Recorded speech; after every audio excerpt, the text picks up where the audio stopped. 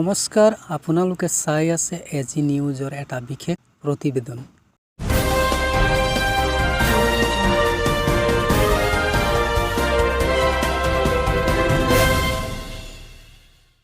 যোৱা কেইবাটা বছৰ ধৰি সদৌ অসম আদিবাসী ছাত্ৰ সন্থাৰ জন্মলগ্নৰ পৰা আদিবাসী ৰাইজসকলৰ সমস্যাৰ সমাধানত বিভিন্ন কাৰ্যসূচী ৰূপায়ণ কৰিছে। তেনে ক্ষেত্ৰতে সদৌ অসম আদিবাসী ছাত্ৰ সন্থাৰ চৰাইদেউ জিলা সমিতিৰে আজি 1 ঘণ্টীয়া ধৰ্ণা কাৰ্যসূচী ৰূপায়ণ কৰিছে চপ্ৰাই ব্লক খণ্ড উন্নয়ন বিষয়া কাৰ্যালয়ৰ সন্মুখত। 2016 চনত বিজেপি শাসনত অহাৰ পূৰ্বে আদিবাসী লোকসকলক চাহ শ্ৰমিক মজুৰি 350 টকালৈ বৃদ্ধি কৰিম বুলি এটা প্ৰতিশ্ৰুতি প্ৰদান কৰিছিল। আদিবাসীসকলে ভোট দিয়ে তেনেহ'লে আদিবাসীসকলে জনজাতিকৰণ দিম বুলি কৈছিলে, ভূমিৰ পট্টা অধিকাৰ দিম বুলি কৈছিলে, চাহ শ্ৰমিকৰ দৈনিক মজুৰি দিয়াৰ কথা কৈছিলে। কিন্তু 2016 চনত আদিবাসী ছাত্ৰ সন্থা বিজেপি চৰকাৰ গঠন কৰিবলৈ সম্পূৰ্ণৰূপে সহায় কৰিছিলে। কিন্তু আজি তাৰিখত আমি দেখিবলৈ পাইছোঁ অকল বিজেপি চৰকাৰ আমাক ভুৱা প্ৰতিশ্ৰুতি দিছে, ভুৱা প্ৰতিশ্ৰুতি দি আজি আমাক ঠগি আমাক আজিলৈকে ST দিয়া নাই। কিন্তু ST দিলোঁ বুলি ভাষণ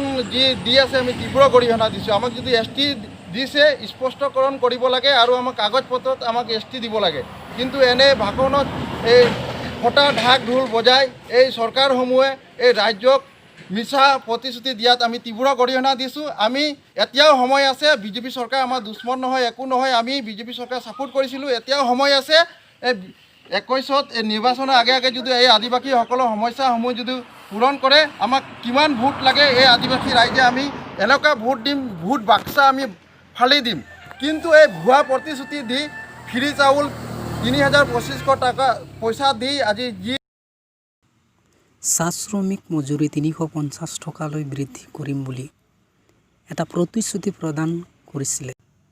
তীব্ৰ বিৰোধিতা কৰি এইবাৰ 2021 চনৰ বিধানসভাত বিজেপি চৰকাৰক বৰ্জন কৰাৰ এটা হুংকাৰ প্ৰদান কৰিছে। নিৰ্বাচনৰ আগে আগে যদি আমাৰ এই দাবীসমূহ পূৰণ নকৰে তেনেহ'লে আমি বিজেপি চৰকাৰক আমি গাঁৱে ভূঞে পৰা আমি ভোট বৰ্জন কৰিবলৈ আমি বাধ্য হ'ম। আমি ভোট বৰ্জন নকৰোঁ, আমি ভোট দিওঁ, কিন্তু আমি বিজেপি চৰকাৰ স্পষ্ট কৈছোঁ বিজেপি চৰকাৰ আমি ভোট নিদিওঁ।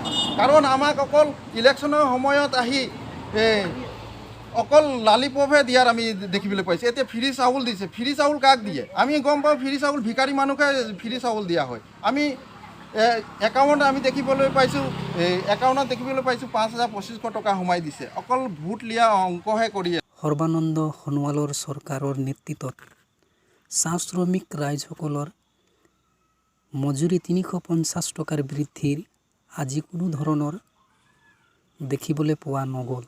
ইয়াৰ উপৰিও জনজাতিকৰণৰ বিষয়ক লৈ আজি পৰ্যন্ত নৰেন্দ্ৰ মোদীৰ নেতৃত্ব অসমৰ ৰাজ্যৰ চৰকাৰ থকাৰ লগে লগে এই বিষয়ত কোনো ধৰণৰ এটা ব্যৱস্থা গ্ৰহণ কৰিবলৈ তেওঁলোকে সক্ষম নহ'লে